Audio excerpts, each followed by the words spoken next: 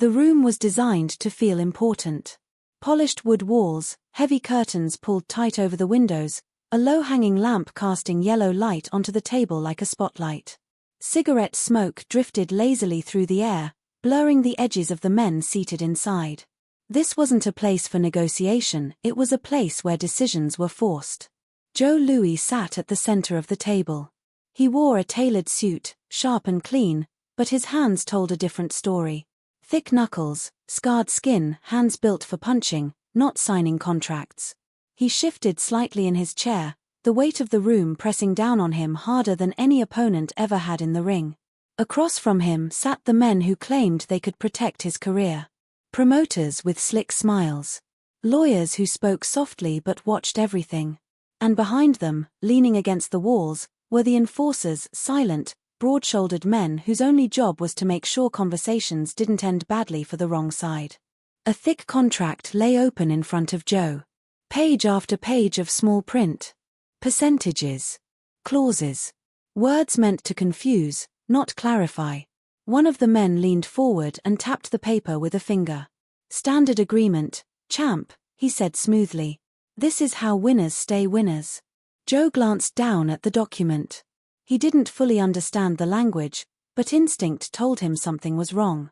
He had heard stories, fighters who signed deals like this and ended up broke, owned, discarded the moment they stopped winning. Still, the pressure was undeniable. The room grew quieter. Someone slid a pen across the table toward him. Joe Louis picked it up. For the first time in his career, he wasn't sure how to fight what stood in front of him. Joe Louis stared at the pen in his hand as if it were heavier than it looked. He had faced men twice his size in the ring, men who wanted to hurt him, men who wanted to take his title and his pride in front of the world. Those fights made sense. You trained. You punched. You survived. This was different. The men around the table spoke in calm, confident voices, as if the outcome had already been decided. One promoter leaned back in his chair, crossing his legs, smiling like a man who knew the ending of the story before it was told. Look, he said, nodding toward the contract, you don't need to understand every word. That's what we're here for. We handle the business. You handle the boxing. Joe's jaw tightened. He had heard that sentence before. Fighters always did right before they lost control of their own lives. He thought about his family. About the expectations placed on him as a black champion in a country that celebrated his victories but limited his freedom. Every move he made was watched. Every mistake magnified. Walking away from this deal could mean fights drying up, doors closing quietly. One of the lawyers cleared his throat. Time is money, Mr. Louis, he said politely. And there are other fighters who would be grateful for this opportunity. The enforcers by the wall shifted their weight, just enough to be noticed. Joe looked around the room and realized something unsettling. There was no one on his side. No advisor he trusted. No friend. No voice to tell him whether this deal would save him or ruin him. He wasn't being rushed with threats. That would have been obvious. This was worse. He was being boxed in with politeness. Joe lowered the pen to the paper. His signature hovered just above the line. The room leaned forward collectively, breath held. And that was when the door opened. Not loudly. Not dramatically. Just enough to change everything. The door creaked open slowly. Every head in the room turned, not because of the sound, but because instinct demanded it. This was a place where interruptions weren't tolerated, not unless the person walking in had earned that right. Bumpy Johnson stepped inside. He didn't announce himself. Didn't rush.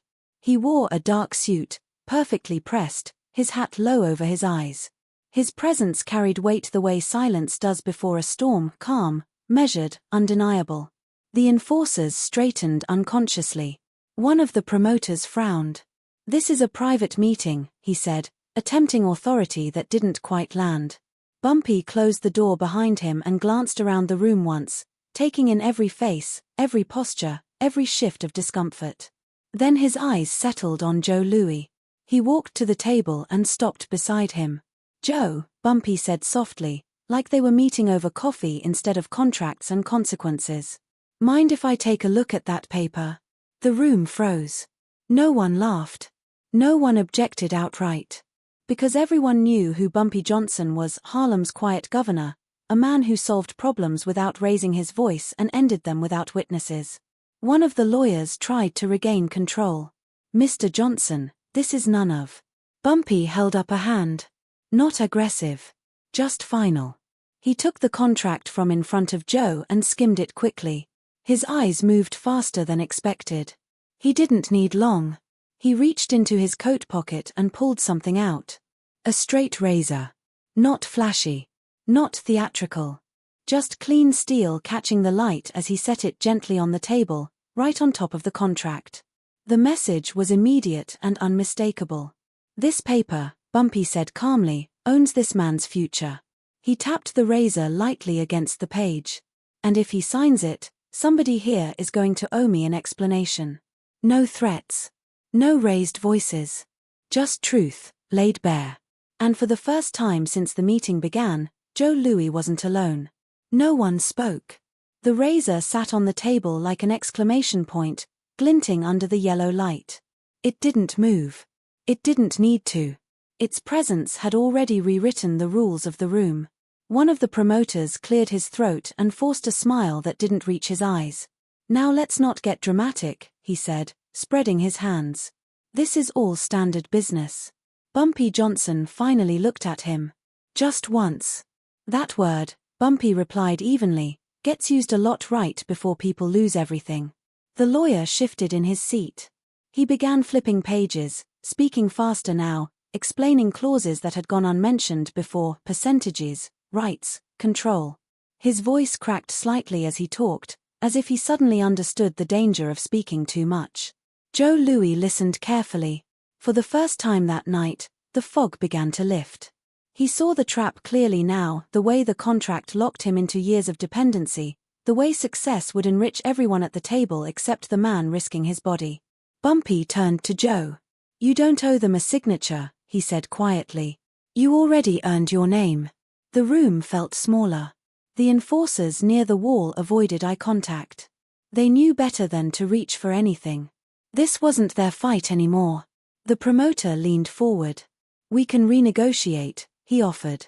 "Make adjustments." Bumpy picked up the razor and folded it closed with a soft click. "No," he said. "You can walk away." The silence stretched again. Then, slowly, chairs scraped backward. Papers were gathered.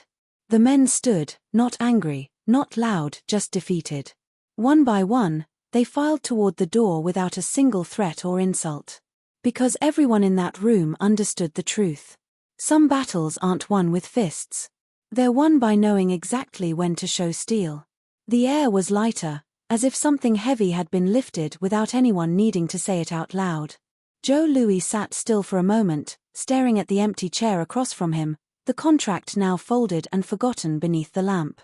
Bumpy Johnson slid the razor back into his pocket and straightened his coat. Just like that, the danger evaporated. No shouting. No blood. No police. Only consequences avoided. Joe finally looked up. "I didn't even see it coming," he admitted quietly. "That's how those deals work," Bumpy replied. "They don't punch you. They bleed you slow." Joe exhaled, the tension in his shoulders easing for the first time that night. He thought about how close he'd come, one signature away from losing control of his career, his money, his future. He extended his hand. "I won't forget this." Bumpy took the handshake briefly. "You don't owe me anything," he said. "Just don't let anyone tell you what you're worth again." They walked out together. In the hallway, the city noise returned, footsteps, distant traffic, life continuing as it always did. To the outside world, nothing remarkable had happened. No headlines would be written. No police reports filed. But inside that quiet office, history had shifted slightly. Joe Louis would go on to defend his title, to become more than a champion, a symbol of dignity under pressure. And Bumpy Johnson would remain what he had always been, a man who didn't chase power, but enforced balance where others tried to steal it. The story wouldn't be told in detail for years. Just whispered. A champion almost lost everything. A razor changed the outcome. And Harlem remembered who stood up when it mattered. By the next morning, The story had already begun to travel. Not loudly. Not recklessly. It moved the way real stories do in Harlem, passed in low voices, exchanged between trusted ears, never exaggerated because it didn't need to be. Joe Louis almost signed his life away. Bumpy Johnson stopped it. That was all anyone needed to know. Promoters who had once spoken confidently began choosing their words more carefully. Contracts suddenly grew shorter. Percentages shifted. Meetings included witnesses. No one said Bumpy's name directly, they didn't have to. His presence lingered in the caution that followed. Joe Louis felt it too. When he returned to training, something inside him had changed. He was still the same devastating fighter, still disciplined, still focused, but now he carried an understanding that strength alone wasn't enough. Power existed outside the ring, and it had nearly taken everything from him. He hired advisors he trusted. He asked questions. He walked away from deals that felt wrong, even when the money was tempting. And every time he stepped into the ring, he did so knowing he was fighting for himself, not for men hiding behind contracts. As for Bumpy Johnson, nothing about his life visibly changed. He didn't boast. He didn't collect favors. He didn't mention the meeting again. That was his way. The work was the work. Once it was done, it didn't need retelling. But Harlem remembered. They remembered that when a champion was cornered without gloves, someone stepped in.